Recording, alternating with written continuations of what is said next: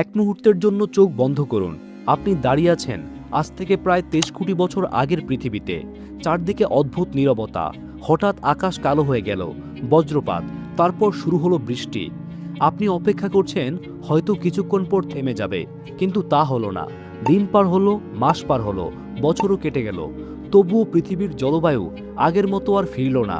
নদীগুলো ফুলে উঠতে শুরু করলো, পাহাড় ক্ষয়ে যেতে লাগলো, বনের চেহারাও বদলে গেল।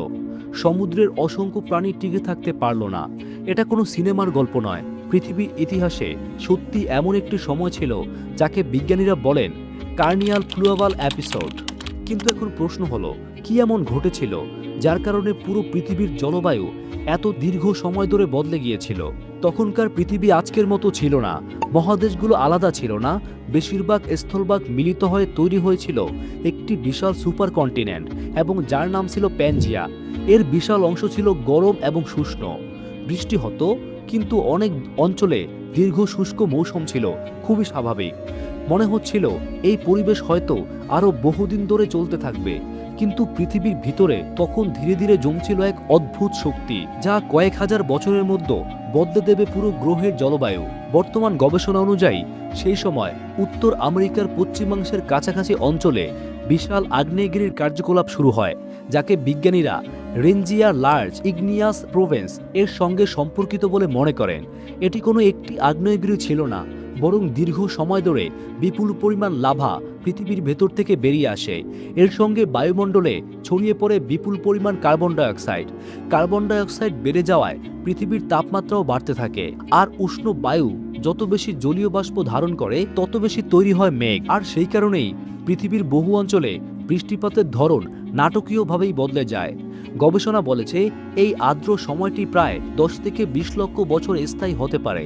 তবে একটি বিষয় মনে রাখা খুবই জরুরি, এর মানে এই নয় যে প্রতিটি দিন বা পুরো পৃথিবীতে একটানা বৃষ্টি হয়েছে, বরং দীর্ঘ সময় ধরে পৃথিবীর স্বাভাবিকের তুলনায় অনেক বেশি আর্দ্র ছিল এবং বৃষ্টিপাতের পরিমাণ ছিল অস্বাভাবিকভাবেই বেশি।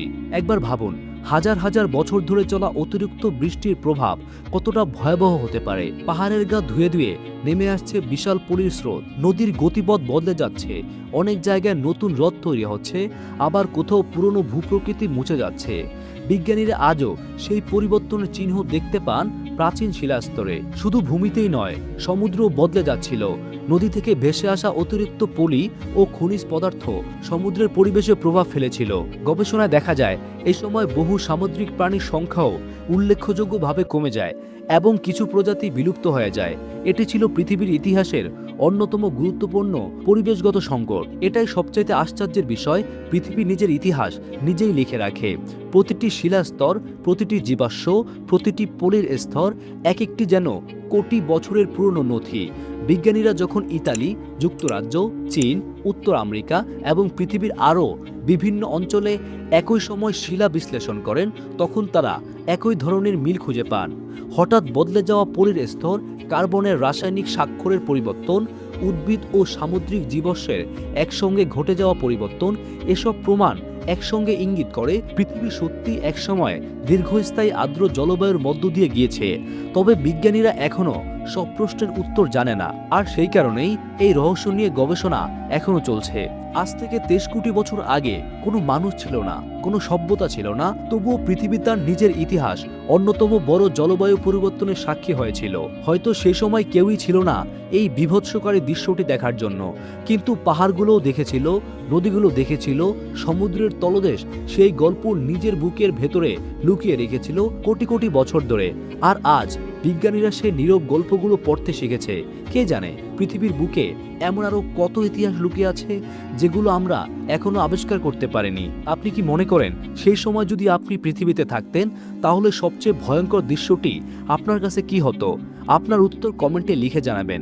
আর পৃথিবীর ইতিহাস, বিজ্ঞান, এমন সব জানা অজানা তথ্য জানতে এখনই কোশ্চেন টাইমস ইউটিউব চ্যানেলটি সাবস্ক্রাইব করুন এবং কোশ্চেন টাইমস ফেসবুক পেজটি ফলো করুন, কারণ সেখানে নিয়মিত আরও চমকপ্রদ তথ্য প্রকাশ করা হয়। পরবর্তী ভিডিওতে আমরা পৃথিবীর ইতিহাসের আরেকটি বিস্ময়কর রহস্য নিয়ে আবারও দেখা করব। ততক্ষণ ভালো থাকুন এবং দেখতে থাকুন স্ক্রিনে দেওয়া ভিডিওগুলো। আল্লাহ হাফেজ।